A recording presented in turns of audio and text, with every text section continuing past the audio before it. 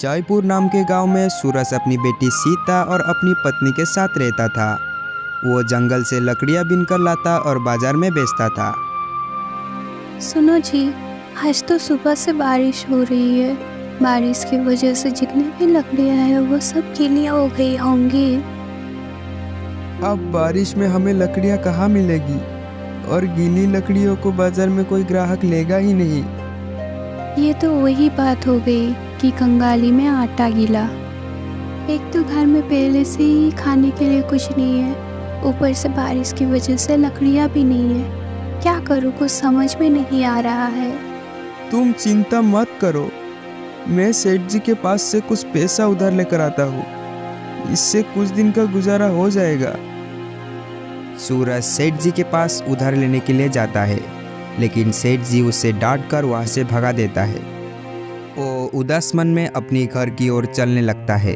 तभी वो रास्ते पे सामने की ओर गड्ढा देख नहीं पाता और उसमें गिर जाता है और उसका पैर टूट जाता है। हे भगवान, अब अपना पेट टूटवा कर बैठ गए। अब क्या किया जाए, रही सही उम्मीद भी गई। एक के बाद एक मुसीबत टूट रहे हैं। हे भगवान, तुमने ये मेरे साथ क्या किया?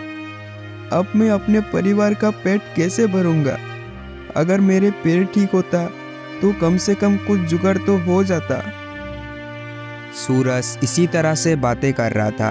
तभी उन लोगों की बातें खिड़की से उनकी बेटी सीता सुन लेती है। मम्मी पापा कितने परेशान हैं। पापा चल भी नहीं सकते और मैं पापा को छोड़कर कहीं जा भी नहीं सकती, पर अब मुझे ही कुछ करना होगा। सीता चुपचाप अपने पापा के कुल्हाड़ी उठाकर जंगल की ओर चल पड़ी। वो जिस जंगल में जाती है वो जंगल जादुई होता है और ये बात सीता को पता नहीं होती और वो पता नहीं कहीं पर खो जाती है। अरे, ये जंगल तो बड़ा घना होते जा रहा है। जैसे जैसे मैं अंदर जा रही हूँ वैसे ही ये मुझको और भी ज़्यादा भयानक लग रहा है। मुझे तो रास्ता भी नहीं दिख रहा है, करूँ तो क्या करूँ? सीता इसी तरह से डर डर कर इधर से उधर होती रहे। तभी उसे जंगल के बीचों बीच एक सीढ़ी नजर आती है। सीढ़ी को देखकर वो बड़ी खुश हुई। उसे लगा कि मैं इस सीढ़ी से बाहर जा सकती हूँ। तभी उसको एक बुढ़ा आदमी उसके ओर आते हुए दिखा। अरे बेटी, तुम इस जंगल में पहली बार आई हो क्या? हाँ, और मैं रास्ता भटक गई हूँ। इस सीढ़ी में जाने से पहले एक बार सोच लो।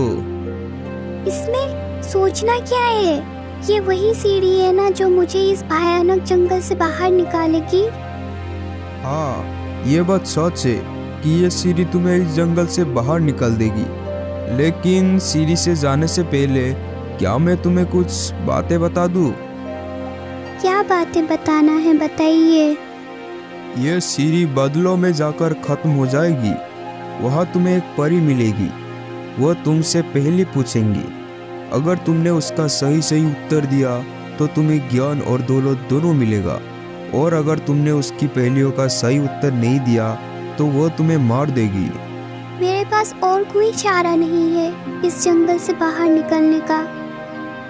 सीता इसी सीढ़ी पर चलते चलते जाती है और अंत में वो सीढ़ियाँ खत्म हो जाती है। तभी वहाँ पर एक परी प्रकट होती है।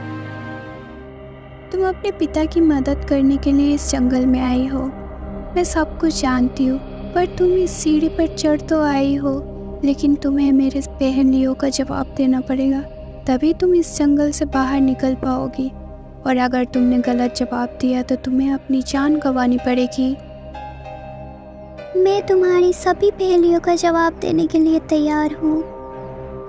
परी ने सीता से पहेलियाँ बुझाने के लिए एक बादल पर बिठा देती है और बादल हवा में तैरने लगता है। फिर परी एक एक करके सीता से पहेली पूछने लगती है। सीता, तुम्हारी पहली पहेली ये है कि वो कौन सा फल है जो कभी नहीं बिकता है?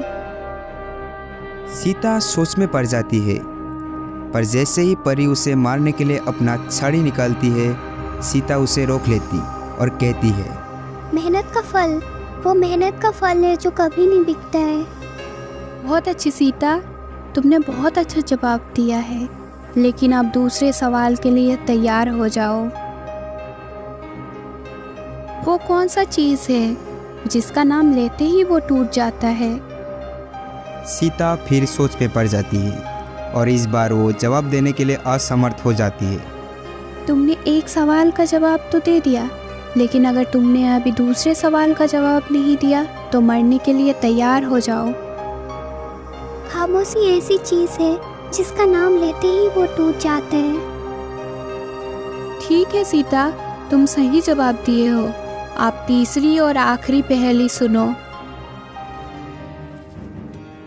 ऐसा कौन सा अंधेरा है जो रोशनी से बनते हैं? सीता फिर से और एक बार सोच में पड़ जाती है। फिर अचानक से वो नीचे की ओर देखता है। वह तुरंत बोल उठती है, परछाई परछाई, वो अंधेरा परछाई है जो रोशनी से बनता है।